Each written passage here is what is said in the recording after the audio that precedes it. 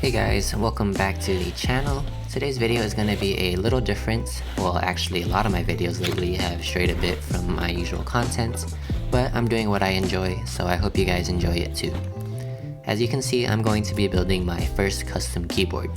Huge thanks to all of my keyboard friends who gave me advice and guidance coming into this hobby. Anyway, we have here an Alpine 65, which I was lucky enough to find on the aftermarket. So not all the original packaging is included. For those of you who are interested in getting into the hobby, it is really difficult to find custom boards because most of them are exclusively sold on group buys. And these smaller companies do very limited runs, making these boards nearly impossible to acquire. Included with my board, we have obviously the case, an FR4 plate, a piece of foam to go in between the plate and PCB, the PCB or circuit board, which is hot swappable, meaning no soldering is required, and another piece of foam to go on the bottom. All these pieces play a role in how the keyboard is going to sound and feel. Finally, we have the bottom part of the case that carries the beautiful brass weight with Alpine's logo machined into it. Alright, enough about the board and its components, let's get to building. First, I'm going to install the stabilizers onto the PCB. Stabilizers consist of the housing, stem, and wire.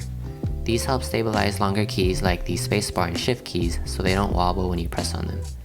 Now you can just slap on the stabilizers and call it a day, but I highly suggest lubing the housing and wire so you can prevent any rattling when pressing on the sides of the stabilized keys. If you guys want to learn how to tune and lube stabilizers, go ahead and check out Teha Type's tutorial on this. Keep in mind this is my first time doing any of this, so enjoy watching me struggle. Now that the stabs are lubed and installed, it's a good idea to put keycaps on and test for any rattle. There's quite a bit of rattle even after I lubed it, so I took them out and re-lubed them a few times. After an hour, I still couldn't get them perfect, so I just settled and called it a night. Before we continue, I just want to give a quick thanks to today's sponsor. I'm happy to announce that I have partnered with Cuts, a company that makes incredibly high quality shirts and sweaters. +1 for the beautiful packaging and branding. I personally love the material they use because it is very form-fitting and comfortable. Their fabric is their own custom engineered pica fabric, and it is perfect for any occasion. Whether it be activewear or a casual fit for a date night out, Cuts makes the perfect all-around shirts. Not to mention their clothes have very minimal branding, if none at all, and I absolutely love it. If you guys are interested in getting yourself some high-quality shirts that'll last a lifetime, go ahead and use my link cuts.team/Casbaru to get your own Cuts clothing. Thank you again to Cuts for collaborating with me and sending me all this gear. Let's go ahead and get back to the video.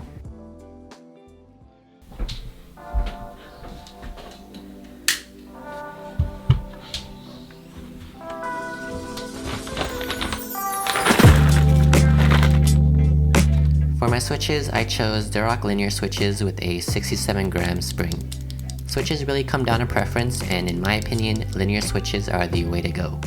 While some switches are decent out of the box, I highly suggest lubing and filming your switches for optimal smoothness and sound. Trust me when I say lubing makes a night and day difference. Just go ahead and take a listen.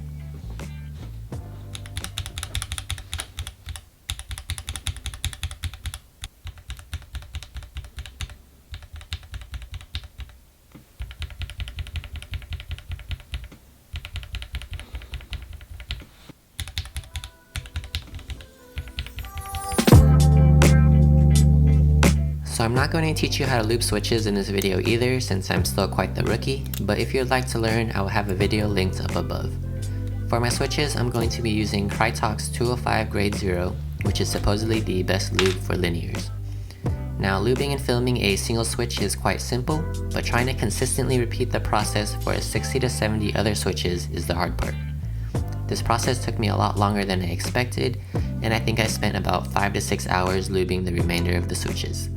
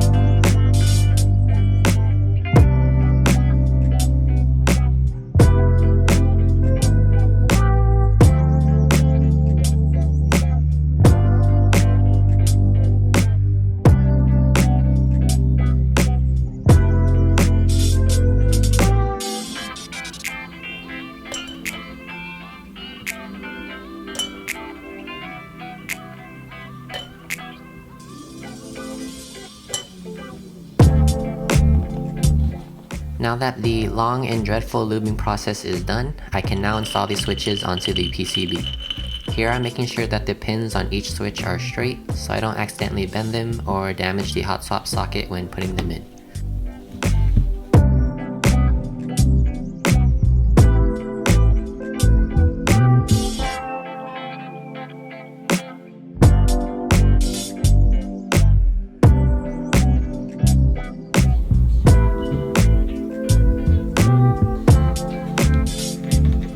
Before installing the keycaps, I'm going to test each key to make sure all the switches are in and working properly. I'm using a program called VIA, which also allows me to remap the keys to my liking. After testing everything, it seemed like some of the keys weren't working, so I just pulled them out, straightened the pins, and retested. Thankfully, it was just bent pins and there were no other issues.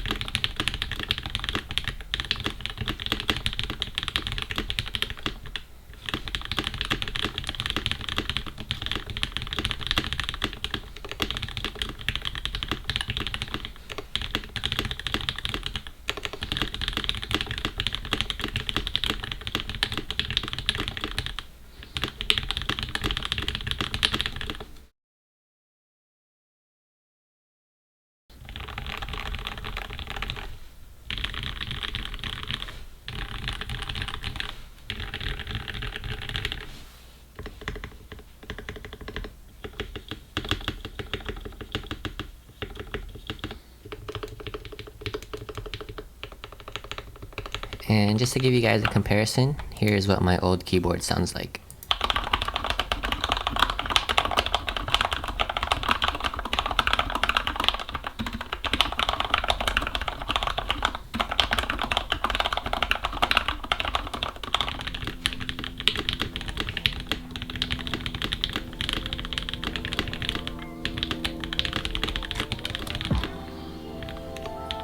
And yeah, that's gonna do it for this video. Hope you guys enjoyed. I am very happy with how the keyboard turned out. It just absolutely feels and sounds amazing. So thank you guys for watching, and I'll catch you in the next one.